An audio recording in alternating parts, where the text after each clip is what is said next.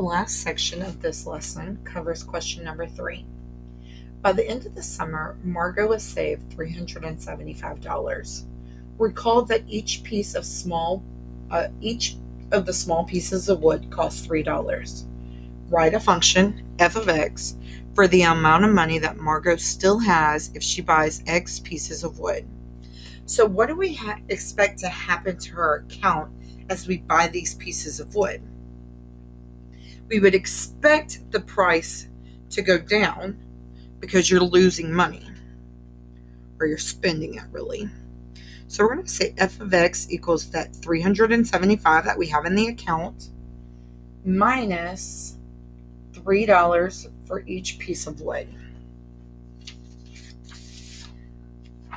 Let's take a look at question B.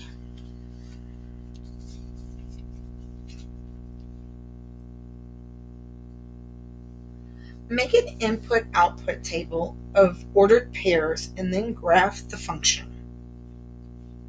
Well, whenever I do this, I'm also going to look at the scales that are given to me. Notice that the scale here is 50, 100, 150, 200, and stuff like that. So we don't want to go using like one piece of wood, 2 pieces of wood, because that would be very hard to graph.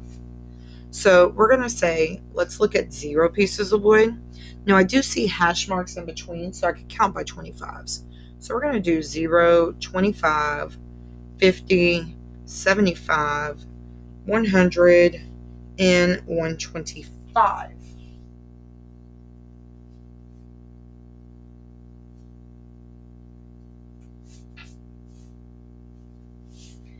All right.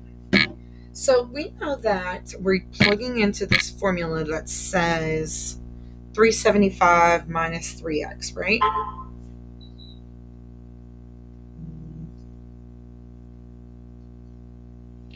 So we're going to do 375 minus 3 times 0. Well, that would leave me with 375 because we haven't spent any money. Okay, now let's do 375 minus 3 times 25.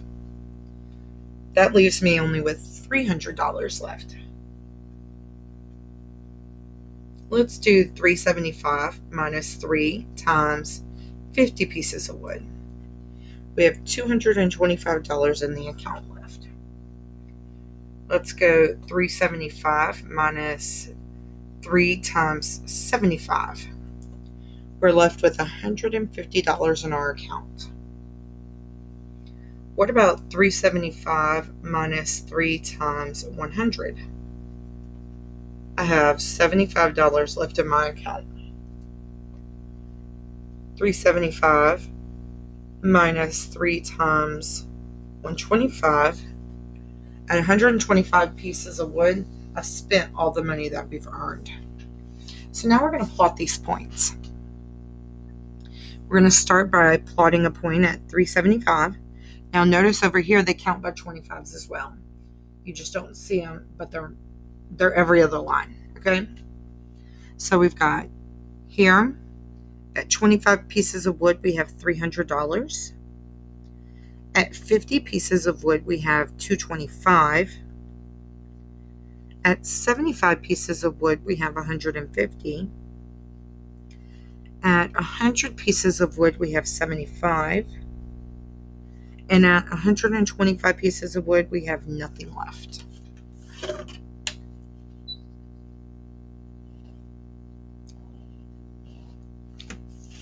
Okay. Push that off to the side. How much will the amount of Margot has saved change if she buys 100 instead of 25 pieces of wood? If she buys 50 instead of 0 pieces of wood? For each additional piece of wood, explain. So, the amount of money in her savings changes $75 minus $300, which equals a negative $225. So, the amount of money in her savings account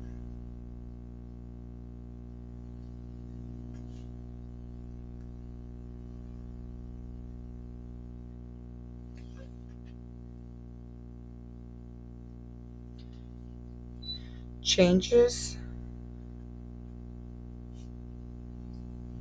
by, okay, if we bought 100 pieces instead of 25. Well, 100 pieces is 75, and 25 pieces is 300. So we're going to do 75 minus 300. So she saves a negative 225. Okay. The amount of money in her savings account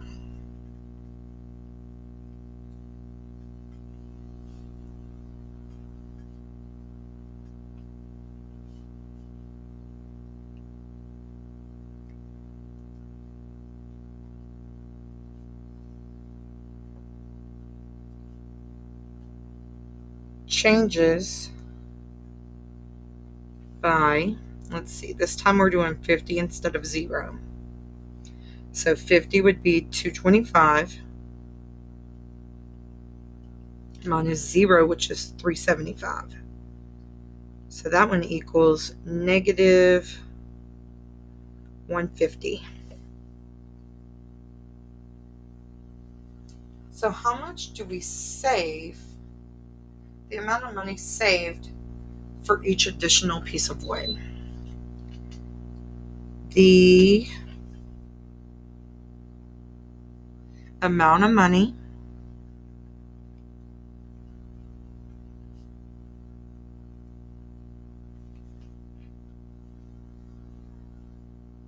in her savings account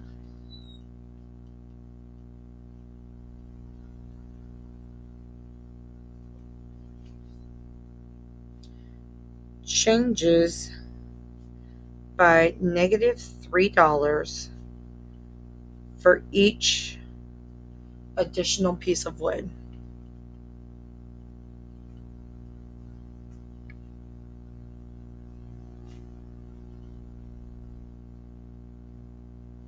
Okay.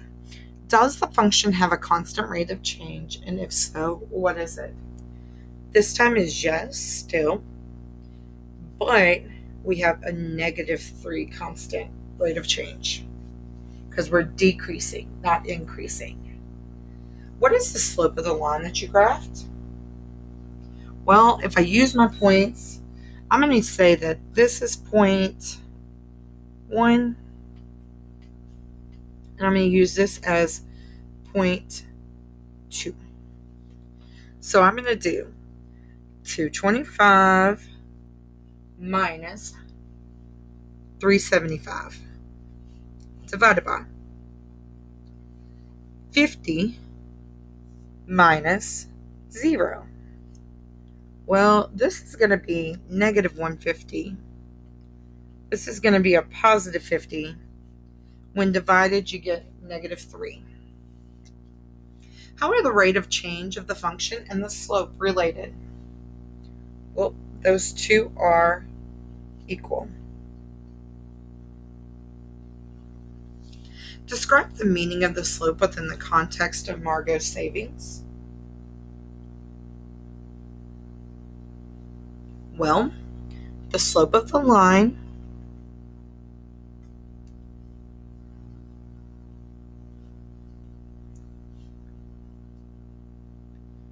tells us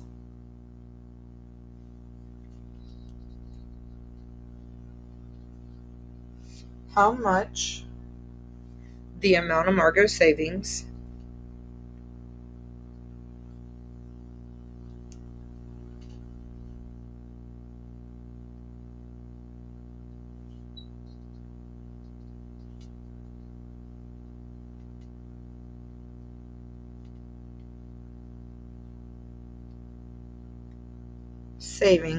changes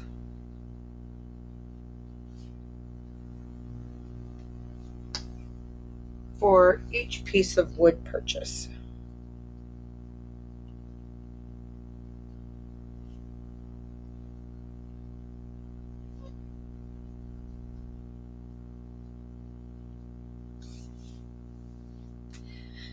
How does the slope differ from the other slopes that you've seen in this situation, or in this activity? Sorry. This time the slope is negative,